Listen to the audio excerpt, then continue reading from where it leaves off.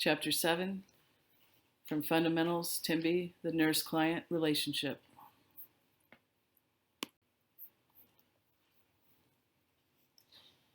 An intangible factor that helps a client hold a nurse in high regard is the relationship that develops between them. One of the primary keys to establishing and maintaining positive nurse-client relationships is the manner and style of the nurse's communication. This chapter offers information about techniques for communicating therapeutically, listening empathetically, and sharing information and providing client education, all of which are among the most basic processes within the context of nurse-client relationships. A relationship, an association between two or more people that develops over time, is established between the nurse and the client when nursing services are provided. Nurses provide services or skills that assist individuals, called clients or patients, promote or restore health, cope with disorders that will not improve, and die with dignity. The nurse-client relationship requires the nurse to respond to the client's needs.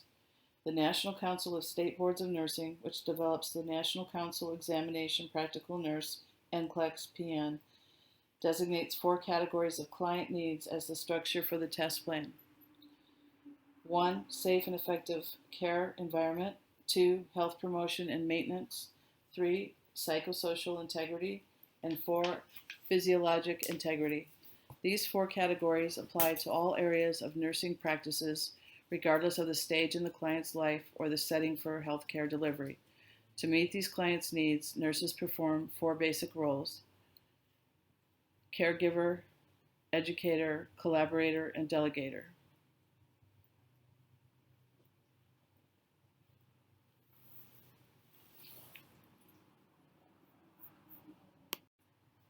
Again, in review, 4 categories of client needs designated by the National Council of State Boards of Nursing is psychosocial integrity, physiologic integrity, safe and effective care environment, and health promotion and maintenance.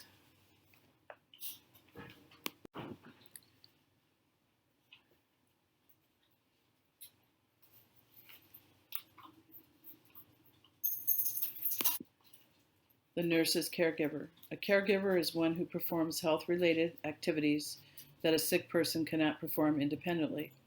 Caregivers provide physical and emotional services to restore or maintain functional independence. Table 7.1 highlights the many differences between the services that nurses provide and those that other caring people provide. Differentiating caring acts from nursing acts. Caring acts are prompted by observing a person in distress. Nursing acts are prompted by a concern for the well-being of everyone. Caring acts are motivated by sympathy. Nursing acts are motivated by altruism. Caring acts are are spontaneous. Nursing acts are planned. Caring acts' goal is to relieve the crisis. Nursing acts' goal is to promote self-reliance. Caring acts are outcomes are short-term. Nursing outcomes are long-term. Assume major responsibility for resolving the person's problem is a caring act. Expect mutual cooperation in resolving health problems is a nursing act. Experience-based comes from caring acts. Knowledge-based are nursing acts. Modeled on a personal moral code are caring acts, and modeled on a formal code of ethics are nursing acts. Guided by common sense is a caring act. Legally defined is a nursing act. Accountability based on acting reasonably prudent is a caring act. Accountability based on meeting professional standards is a nursing act.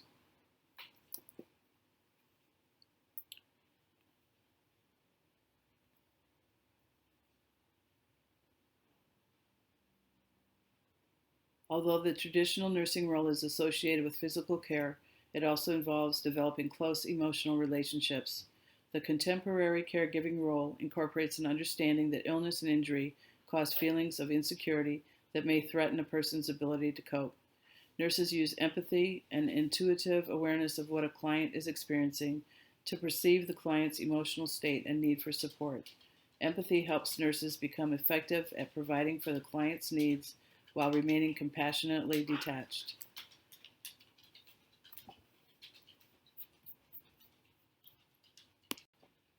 The nurse as educator. Being an educator, one who provides information, is a necessity in today's complex healthcare arena. Nurses provide health teaching pertinent to each client's needs and knowledge base. Some examples include explanations about diagnostic test procedures, self administration of medications after discharge, techniques for managing wound care, restorative exercises like those performed after a mastectomy, and preventive measures to avoid complications. When it comes to treatment decisions, the nurse avoids giving advice, reserving the right of each person to make his or her own choices on matters affecting health and illness. The nurse shares information on potential alternatives, promotes the client's freedom to choose, and supports the client's ultimate decision. Nursing is considered a practice without walls because it extends beyond the original treatment facility. Consequently, nurses are resources for information about health services available in the community. This type of information empowers clients to become involved with self-help groups or those that offer rehabilitation, financial assistance, or emotional support. The nurse as educator, again in review, shares information and potential alternatives, empowers client involvement through self-help groups, rehabilitation, financial assistance, and emotional support. The nurse as collaborator. The nurse also acts as collaborator, one who works with others to achieve a common goal. The most obvious example of collaboration occurs between the nurse responsible for managing care and those to whom he or she delegates care. Collaboration also occurs when the nurse and the physician share information and exchange findings with other healthcare providers. The nurse as delegator. Before the nurse performs the role of delegator, one who assigns a task to someone, he or she must know what tasks are legal and appropriate for particular healthcare providers to perform. Potentially, a nurse may be sued when delegating a task to someone who does not have the knowledge or expertise to perform it correctly. Once a task is assigned, it is still the delegator's responsibility to check that the task has been completed and determine the resulting outcome. For example, if a nurse asks a nursing assistant to change a client's position, the nurse verifies that the assistant complied with the nurse's request and obtains additional pertinent information such as the condition of the client's skin. If the delegated task is not performed or is performed incorrectly, the nurse is accountable for the inadequate care.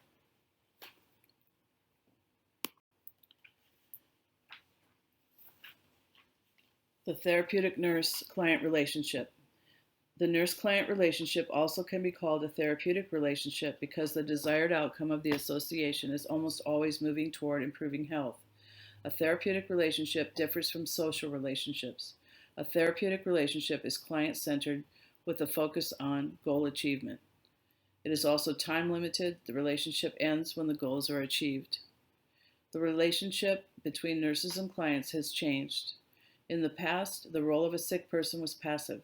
This allowed others to make decisions and to submit to treatments without question or protest. Nurses now encourage and expect people for whom they care to become actively involved, communicate, question, assist in planning their care, and retain as much independence as possible. Underlying principles. A therapeutic nurse-client relationship is more likely to develop when the nurse treats each client as a unique person and respects the client's feelings. The nurse strives to promote the client's physical, emotional, social, and spiritual well-being and encourages the client to participate in problem-solving and decision-making. The nurse believes that a client has the potential for growth and change and communicates using terms and language the client understands. The nurse uses the nursing process to individualize the client's care. She involves people to whom the client turns for support, such as family and friends when providing care, and implements healthcare techniques compatible with the client's value system and cultural heritage.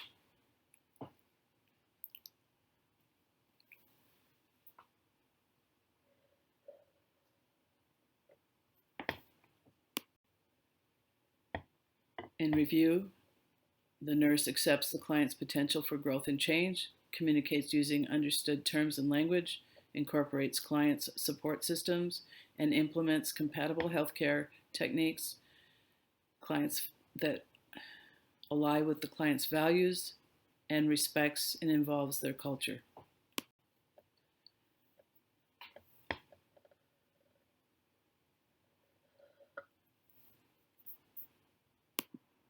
Phases of the nurse-client relationship. Nurse-client relationships ordinarily are brief. They begin when people seek services that will maintain or restore health or prevent disease. They end when clients can achieve their health-related goals independently. This type of relationship generally is described as having three phases: introductory, working, and terminating. Introductory phase. The relationship between client and nurse begins with the introductory phase, the period of getting acquainted. Each person usually brings preconceived ideas about the other to the initial interaction. These assumptions eventually are confirmed or dismissed. Many experts agree that most people form their initial opinions within just a few seconds of meeting. Some techniques for facilitating a positive first impression include the following.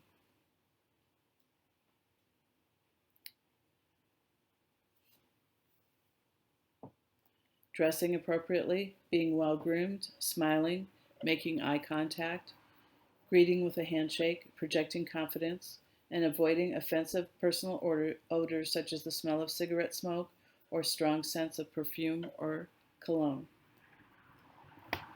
Greet the client by giving your name and title and ask how he or she prefers to be addressed. Use titles of respect such as Mr. or Mrs.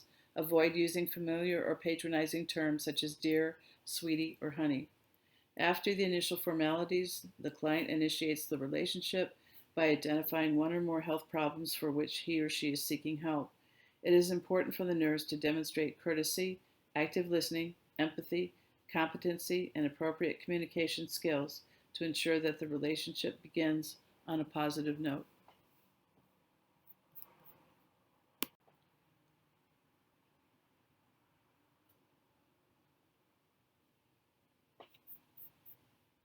In review, again, the introductory phase includes nurses to demonstrate courtesy and empathy, active listening and competency, and appropriate communication skills.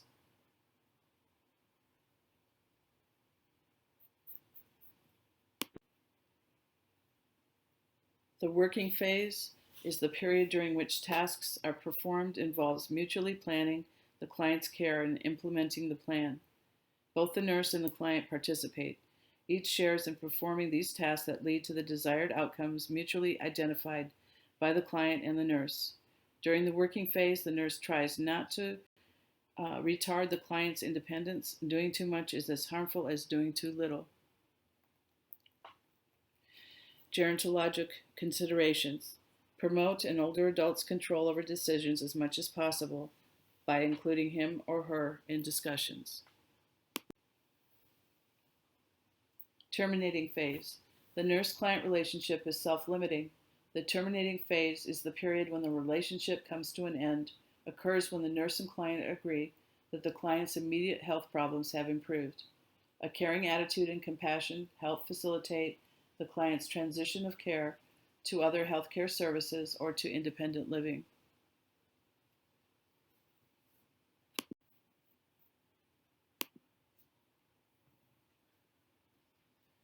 There can be barriers to a therapeutic relationship. It is impossible for the nurse to develop a positive relationship with every client.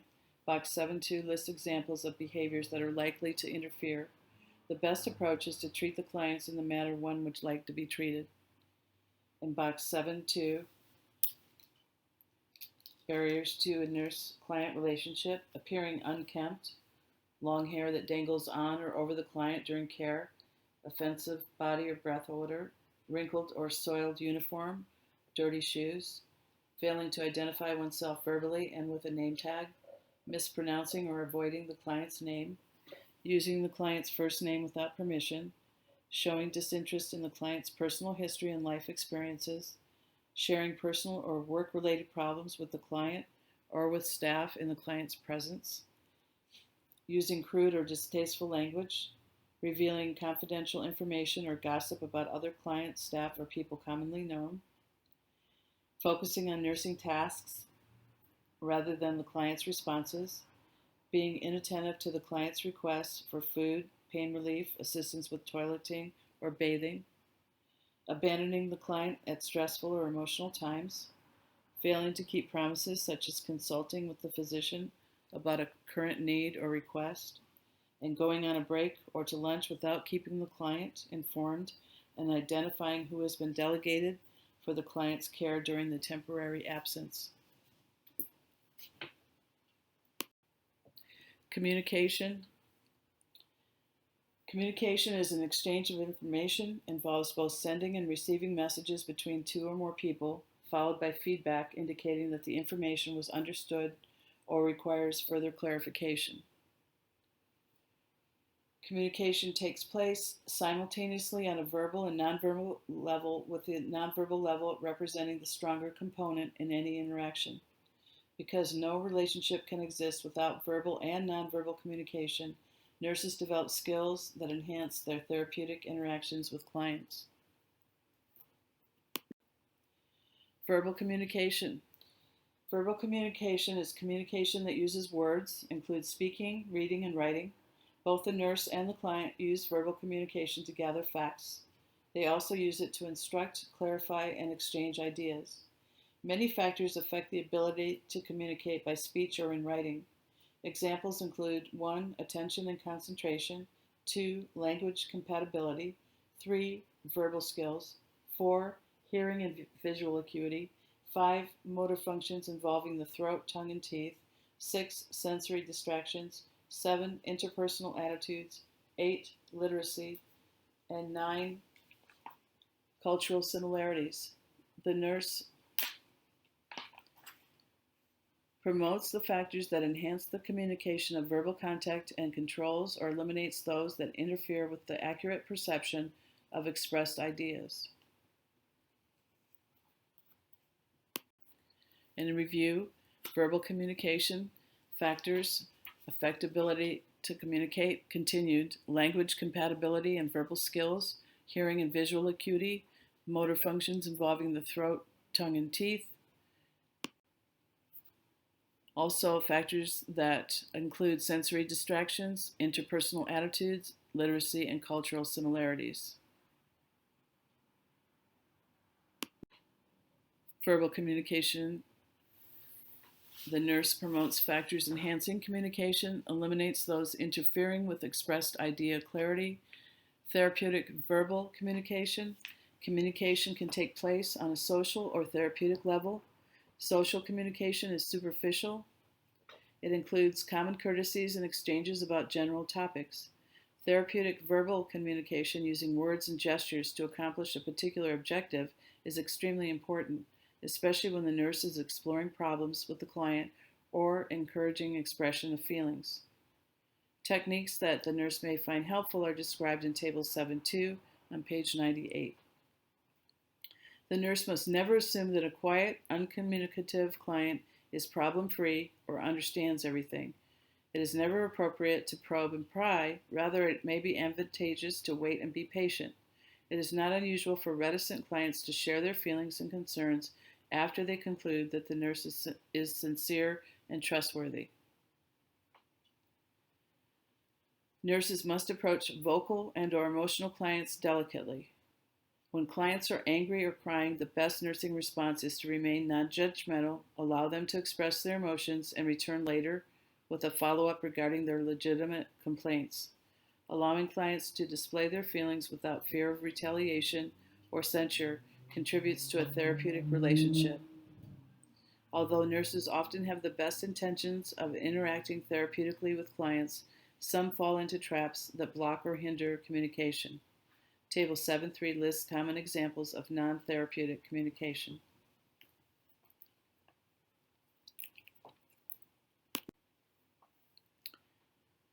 Listening. Listening is as important during communication as speaking. In contrast with hearing, which involves perceiving sounds, active listening is an activity that includes attending to and becoming fully involved in what the client says. To facilitate active listening, other issues in one's personal agenda must be temporarily blocked in order to focus on the content of the present interaction. Giving attention to what clients say provides a stimulus for meaningful interaction. It is important to avoid behaviors that indicate boredom, impatience, or the pretense of listening. For example, looking out a window or interrupting is a sign of disinterest. When communicating with most clients, it is best to position oneself at the person's level and make frequent eye contact. Refer to Chapter 6 for cultural exceptions. Nodding and making comments such as "Yes, I see" encourages clients to continue and shows full involvement in what is being said. Silence, intentionally withholding verbal commentary, plays an important role in communication. It may seem contradictory to include silence as a form of verbal communication. Nevertheless, one of its uses is to encourage the client to participate in verbal discussions. Other therapeutic uses for silence include relieving a client's anxiety just by providing a personal presence and offering a brief period during which clients can process information or respond to questions. Clients may use silence to camouflage fears or to express contentment. They also use silence for introspection when they need to explore feelings or pray. Interrupting someone deep in concentration disturbs his or her thought process. A common obstacle to effective communication is ignoring the importance of silence and talking excessively. Is the following statement true or false? Silence is a form of verbal communication.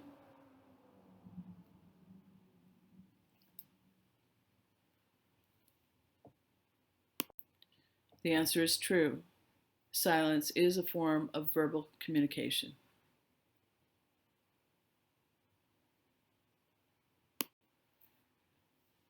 Nonverbal communication. An exchange of information without using spoken or written words involves what is not said. The manner in which a person conveys verbal information affects its meaning. It is believed that 55% of what is communicated comes from body language, 38% from the tone of voice, and only 7% from the spoken word. A person has less control over nonverbal than verbal communication. Words can be chosen with care, but a facial expression and other forms of body language are harder to control. As a result, people often communicate messages more accurately through nonverbal communication. People communicate nonverbally through the following techniques: kinesics, paralanguage, proxemics, and touch. Older adults may have difficulty perceiving nonverbal forms of communication due to visual impairment. Avoid standing in front of bright lights when communicating with older adults because the glare may interfere with their ability to perceive what the nurse is communicating. Kinesics. Kinesics is body language, includes nonverbal techniques such as facial expressions, posture, gestures, and body movements. Some add that clothing style and accessories such as jewelry also affect the context of communication. Table 7.4 on page 100 describes various examples of nonverbal and their meaning. Knowledge of kinesics is important for the nurse being evaluated by his or her clients and vice versa. Assume a position at eye level with the client. Stand or sit tall. Relax arms, legs, and feet. Do not cross any body part. Maintain eye contact approximately 60 to 70% of the time, or whatever is appropriate for the culture. In a group, focus on the last person who spoke. Keep the head level, both horizontally and vertically. Lean forward to demonstrate interest and attention. Keep the arms where they can be seen. Strike a balance in arm movements, not too demonstrative and not too reserved. Keep the legs as still as possible. Paralanguage. Vocal sounds that are not actually words also communicates a message. Some examples include drawing in a deep breath to indicate surprise, clucking the tongue to indicate disappointment, and whistling to get someone's attention. Vocal inflections, volume, pitch, and rate of speech add another dimension to communication. Crying, laughing, and moaning are additional forms of paralanguage. Proxemics. Proxemics is the use and relationship of space to communication. It varies among people from different cultural backgrounds. Anthropologist Edward T. Hall, 1914 to 2009, was the first to identify 4 zones of communication among Americans. The 4 zones that have remained a standard include intimate space, within 6 inches, personal space, 6 inches to 4 feet, social space, 4 to 12 feet, and public space, more than 12 feet. Most people in and from Western countries comfortably tolerate strangers in a 2 to 3 foot area. Venturing closer may cause some to feel anxious. Understanding the client's comfort zone helps the nurse know how spatial relations affect nonverbal communication. Closeness is common in nursing because most often nurses and clients are in direct physical contact within the client's intimate and personal spaces.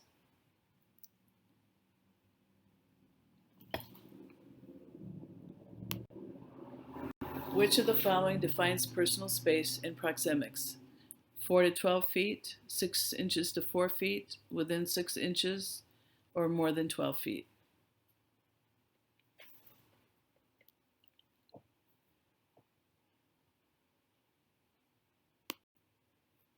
The answer is 6 inches to 4 feet.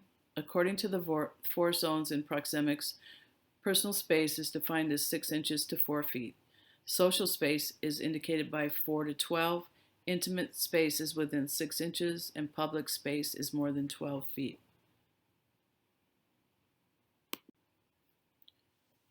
Touch. A tactile stimulus produced by making personal contact with another person or object occurs frequently in nurse-client relationships. While caring for clients, touch can be task-oriented, affective, or both. Task-oriented touch involves the personal contact required when performing a nursing procedure. Affective touch is used to demonstrate concern or affection. Affective touch has different meanings to different people, depending on how they were raised and their cultural background. Because nursing care involves a high degree of touching, the nurse is sensitive to how clients may perceive it. Most people respond positively to touch, but there are variations among individuals. Therefore, nurses use affective touch cautiously, even though its intention is to communicate caring and support. In general, affective touch is therapeutic when a client is lonely, uncomfortable, near death, anxious, insecure, or frightened, disoriented, disfigured, semi-conscious or comatose, visually impaired, or sensory deprived. Gerontologic considerations. Although physical touch is an important form of nonverbal communication, use it purposefully as a primary method to reinforce verbal messages. Recognize that touch as a form of communication is usually more important to older adults than to those who are younger. Gender and age differences and cultural norms of the client and care provider may influence the acceptability of touch. Appropriate use of touch, as with eye contact, requires cultural awareness. Some clients can misinterpret physical nearness and touching in personal and intimate zones as having sexual connotations. Approaches that may prevent such misunderstanding include explaining beforehand how a nursing procedure will be performed, ensuring that a client is properly draped or covered, and asking that another staff person of the client's gender be present during a potentially sensitive examination or procedure. Question: is the following statement true or false? Affective touch involves the personal contact required when performing nursing procedures.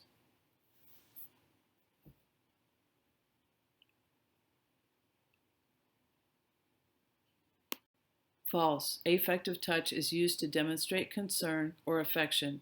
Task-oriented touch involves the personal contact required when performing nursing procedures.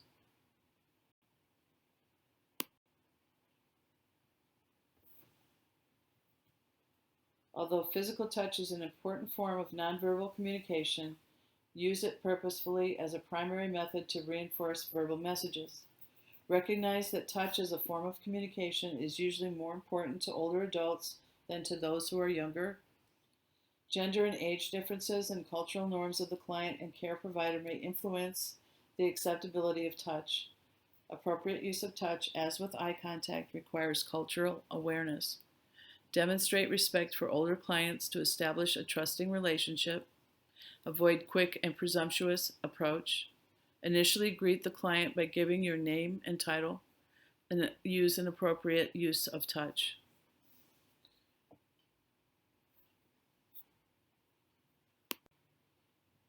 Communicating with special populations. Some clients, those who are verbally impaired, deaf, or have cognitive deficits such as Alzheimer's disease, pose unique challenges for communication.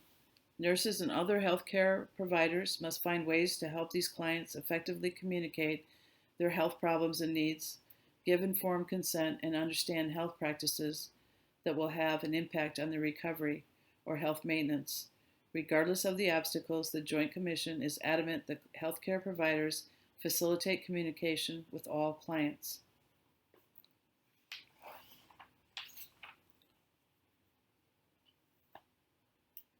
Communicating with verbally impaired clients. There are instances when nurses and clients cannot communicate verbally, despite the fact that both are proficient in English. For example, clients who've had a stroke sometimes experience expressive aphasia, APHASIA. This is an inability to use verbal language skills. Clients who have artificial airways, such as an endotracheal or tracheostomy tube, or who have had their jaws wired following facial trauma, cannot speak. Communication is still a nursing priority as mandated by the Joint Commission National Patient Safety Goals. The nurse may provide the verbally impaired client with a paper tablet and pencil or magic slate, although this approach is time-consuming. In some cases, the client may not have the use of the hands or the fine motor skills to use a writing device. Other communication tools, such as those discussed in Chapter 6 or the example in Figure 712, may be used to communicate with verbally impaired clients who may point to common phrases, spell with the alphabet, and identify relevant numbers.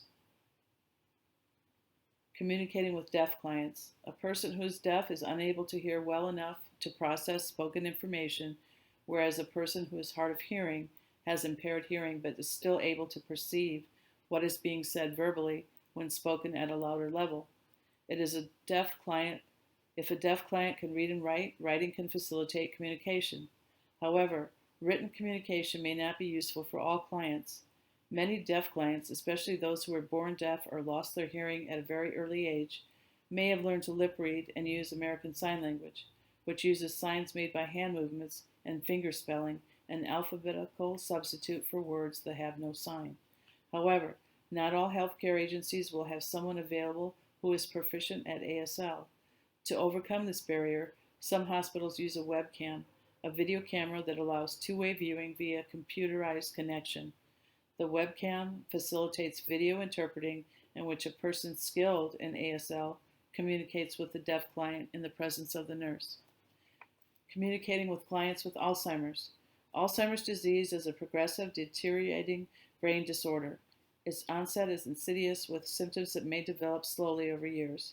Memory loss is the classic symptom, as well as disturbances in behavior, diminished ability to care for oneself, and eventually compromised communication skills. Problems with speaking, reading, and writing affect communication. Clients with this disease have difficulty expressing themselves verbally, such as finding correct words, organizing words into logical sentences, finishing sentences, and understanding words. Eventually, they become mute. Techniques that may facilitate communicating with a client who has Alzheimer's include the following. Gain the client's attention by approaching from the front and using the client's name. Smile to convey friendliness. Maintain eye contact to evaluate the client's attention and comprehension. Assume a relaxed posture to avoid agitating the client. Speak naturally at a normal rate and volume. Avoid long sentences and difficult words. Wait for a response while the client processes the information. Rephrase information if the client does not seem to understand what has been said. Show patience when the client tries to put thought into words. Use visual cues like pantomimes that may clarify verbal meanings. Avoid attempts to correct or argue with the client. And again, general gerontologic considerations: address the client using formal titles of respect, never treat older adults as children or uneducated, promote control over decisions, and encourage reminiscing.